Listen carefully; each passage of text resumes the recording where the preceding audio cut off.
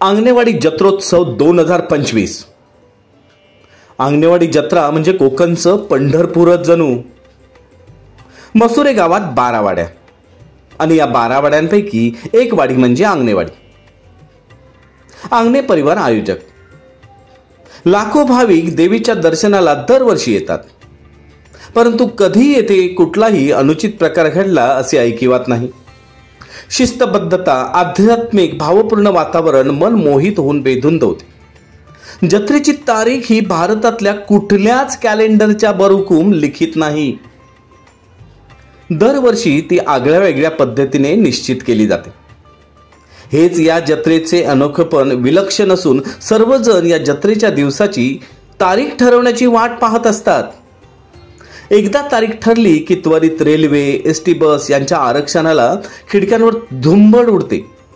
अवघ्या 10-15 मिनिटात आरक्षण फुल होऊन जाते, कारण जास्तीत जास्त कोकणवासी हे मुंबई इलाख्यात नोकरी व्यवसायानिमित्त राहतात। पेशवे काळात चिमाजी अप्पा यांना या भराडी देवीचा आशीर्वाद लाभल्याची पुष्टी बखर गद्यात आढळते। चिमाजी अप्पा यांचा विश्वासू सहकारी म्हणून आंगणे नामक व्यक्ती एकनिष्ठ प्रामाणिकपणे आपले कामकाज सांभाळत होती। तुळजापूरची तुळजाभवानी आंगणे नामक गृहस्थाला प्रसन्न झाली। भराडी देवी यांच्या गायीला माळरानावर प्रकट झालेली दिसली। मग त्याची रोज गाय ज्या पाषाणावर जाऊन पानं सोडत असायची ती हकीकत त्या आंगणे नामक व्यक्तीने पाहिली। मग पुढे त्या ठिकाणी देवीची यथासांग प्राण प्रतिष्ठापना केली गेली। त्या काळात 20,000 एकर जमीन चिमाजी अप्पा यांनी या भरड क्षेत्रात देवीच्या पवित्र क्षेत्रासाठी दान केली होती। आज काळाच्या ओघात भरड जागा संकुचित करत एक मर्यादित क्षेत्रात स्थितप्रज्ञ झाली आहे। भक्तांच्या नवसाला पावणारी अशी ख्याती सर्वदूर पसरलेल्या आणि लाखो भाविकांचे श्रद्धास्थान असलेल्या मालवण तालुक्यातील आंगणेवाडी येथील श्री भराडी देवीचा 2025चा वार्षिक जत्रोत्सव शनिवार दिनांक 22 फेब्रुवारी 2025 रोजी आयोजित करण्यात आला आहे। आंगणेवाडी देवीच्या दर्शनाला या जत्रोत्सवामध्ये अनेक सेलिब्रिटी, राजकीय मंडळी आवर्जून हजेरी लावतात। लाखो भक्त दिवसभरात देवीचं दर्शन घेतात। यासाठी विशेष सोय केली जाते। जत्रोत्सवात कर्नाटक, महाराष्ट्र, गोवा, केरळ राज्यातील असंख्य भाविक गर्दी करतात।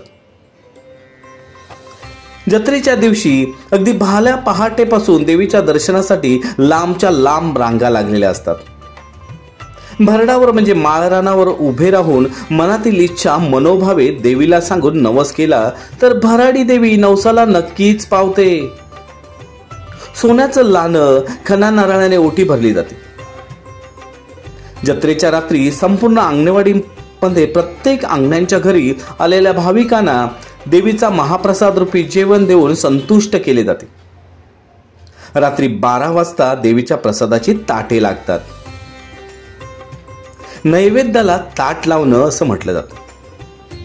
हा संपूर्ण नैवेद्य माहेरवाशी स्त्रिया न बोलता बनवण्याची प्रथा आहे। देवीच्या नैवेद्याचं ताट हिरव्या साडीमध्ये गुंडाळून त्याचं गाठोडं बनवलं जातं। त्याची पूजा केली जाते। हे गाठोडं पूजेनंतर डोक्यावर घेऊन मुली मंदिरात जातात।